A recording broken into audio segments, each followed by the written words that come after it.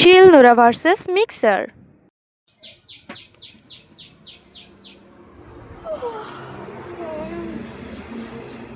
এই রে, সকাল 7টা বেজে গেল। এখন আমি কি করব? এত দেরি হয়ে গেছে আজ। কখন রান্না করব, কখন ওকে খেতে দেবো? আজকে তো আবার অফিসে তাড়াতাড়ি যেতে হবে। না না, যাই রান্নাটা চাপিয়ে দিই। যাই, সবজিগুলো কেটে নিয়ে আগে, তারপর মশলাটা করে নেব, তাহলে আর দেরি হবে না। চলে এসেছি। এসো, বসো। কি হয়েছে আজ এত খুশি? হ্যাঁ, কারণ আমি অন্যদের মতো বেকার বেকার বসে থাকি না। আমি এখন খুব ব্যস্ত।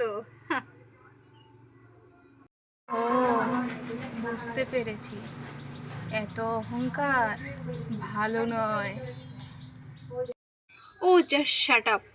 তুমি কি বুঝবে বুড়ি? পুরো বেঁকে গেছে, কিন্তু কথার ধার এখনো যায়নি। আমাকে ছাড়া পুরো দুনিয়া অচল। আর তোমাকে কে পাত্তা দেয়? সেই তো পড়ে থাকো ঘরের এক কোণায়। তোদের মতো এই যুগের ছেলে মেয়েরা কি বুঝবে আমাদের কদর? কোনো এক সময় ছিল যখন আমাদের ছাড়া কারো চলতই না, আর এখন হাউ ফানি। আমাদের 5 মিনিটের কাজ তোমরা 2 ঘন্টা লাগিয়ে করো, শুধু বাটু আর বাটু। এই খবরদার, এবার কিন্তু বাড়াবাড়ি হয়ে যাচ্ছে। হ্যাঁ মানছি, আমরা একটু দেরি করেই কাজ শেষ করি, কিন্তু আমরা অনন্ত।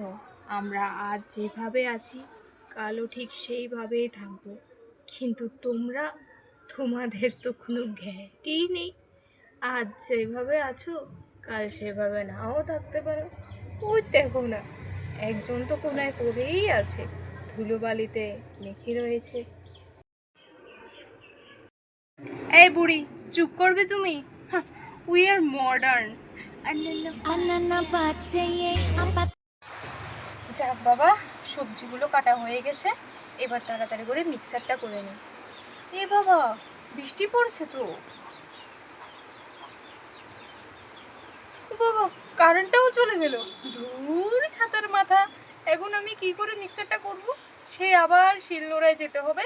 2 মিনিটের জায়গায় 2 ঘন্টা লাগিয়ে গ্যাদ গ্যাদ করে বাটতে হবে। ভালো লাগে না আর।